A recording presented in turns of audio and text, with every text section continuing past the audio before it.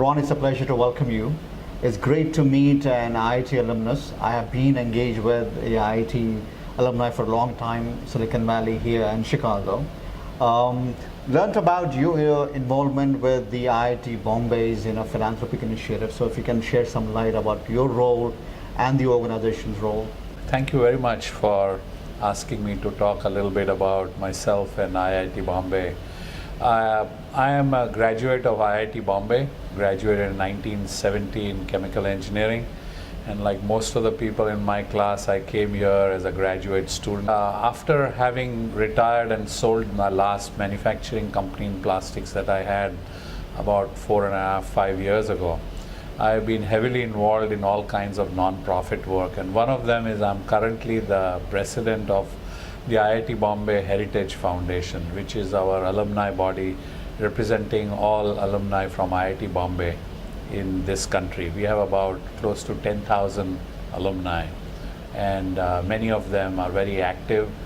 We have many chapters. Our largest chapter is in the Bay Area, second largest is here in the greater New York area. We have chapters in Chicago, in Dallas, in Seattle, and all over the place, Boston, so on.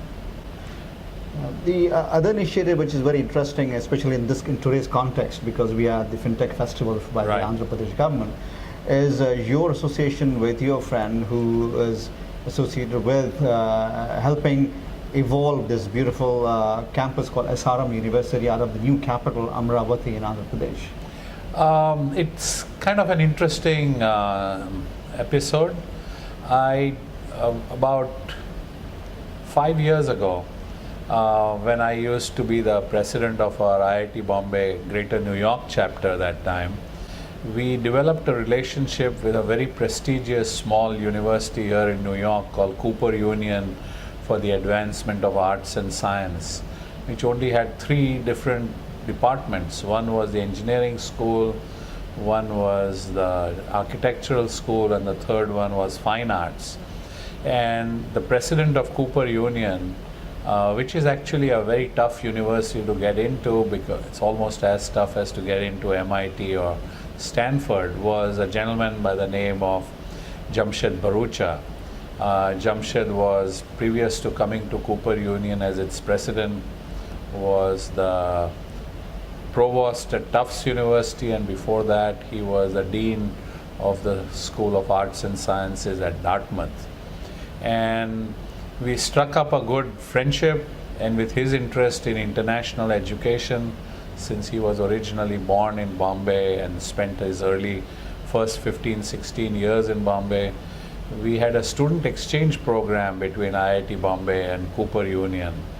And from that, we remained close friends. And about 3 months ago, he called me up and he said, "Hey, I'm getting into a new venture." And I said, "What's that?" He says, "I'm the founding inaugural vice chancellor of a brand new university started about a year ago called SRM University Amravati in the new city of in the new capital city of Andhra Pradesh." And he said that is being seeded with a very significant financial investment by Dr. P. Satyanarayan in the extent of $460 million.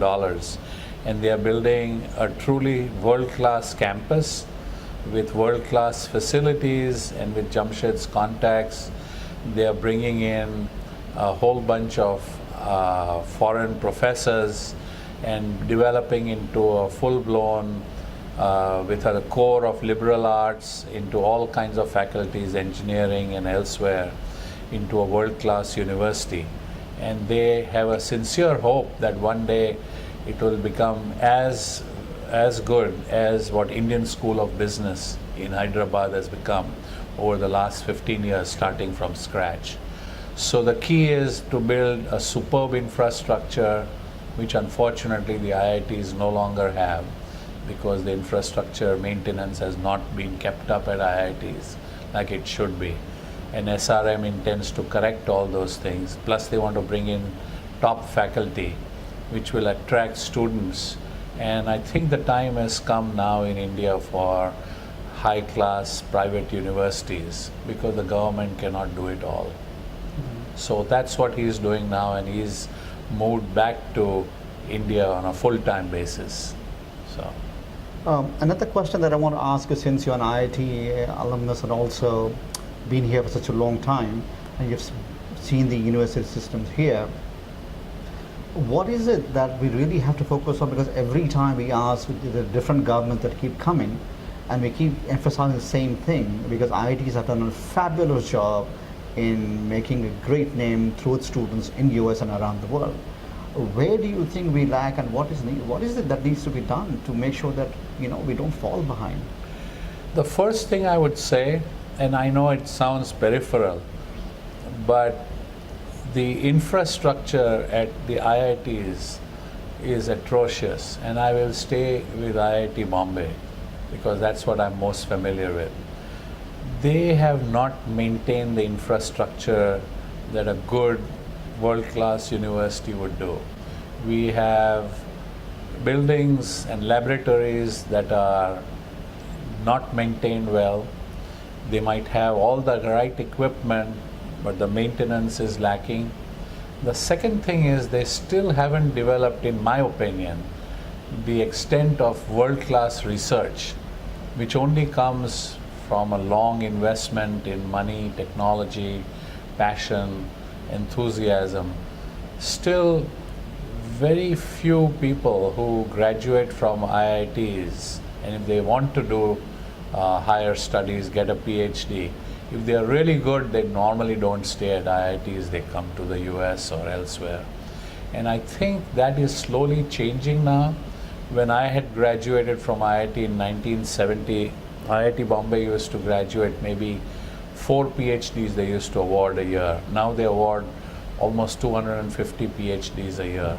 So that is a very substantial number. But what has happened is, because the number has increased from the student population in my days used to be 2,000 students on campus, now there are 10,500 students on campus. And the required facilities have just not developed to the extent that they should. There is a tremendous amount of passion amongst us alma mater, for our alma mater, from alumni like me, but still there is a tremendous amount of lack of transparency in the appointment of directors and the appointment, and there's a lot of bureaucracy involved, whereas it should take you only a few months to do something here, it might take years in India to achieve the same thing. Now, by the same token, some of the newer IITs have done a really remarkable job, and I will give you one specific example.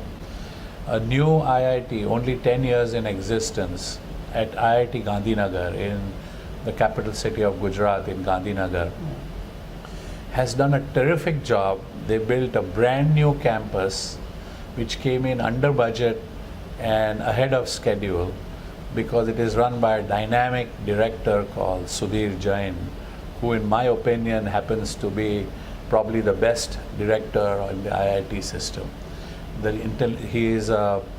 He originally is he was a dean of alumni and the head of the civil engineering department at IIT Kanpur. He has a PhD from Caltech in earthquake engineering, but he is devoting 100% of his time in developing the new institute rather than worrying about his research. And what he has done is something transformational.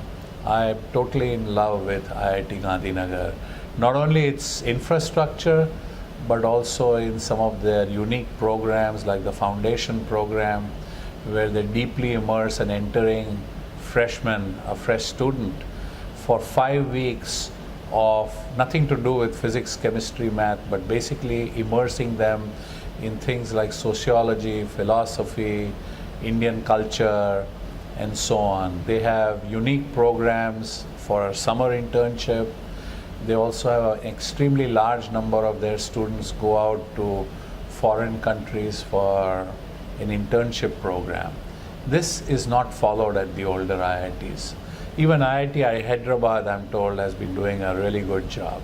So these new institutions take on the DNA of their leader, which happens to be the director. So I believe the government should encourage more directors like Director Sudhir Jain versus a bureaucrat.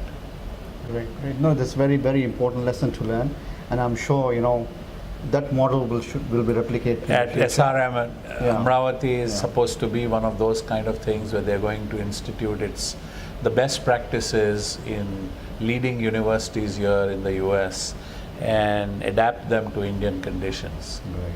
The key for them will be how to attract good students. Right. And I believe once they show that, the university has a lot to offer, exactly the same thing that happened with ISB, Indian School of Business, will probably happen there. Because if you build a good institution and you seed it with good faculty, good hostels, good libraries, good facilities, then the students will be attracted to come there. So hopefully it will be the future for Andhra Pradesh and in general and SRM in particular. Absolutely. Ron, it's a pleasure. Thank you very so much. for coming and sharing your thoughts. Thank you.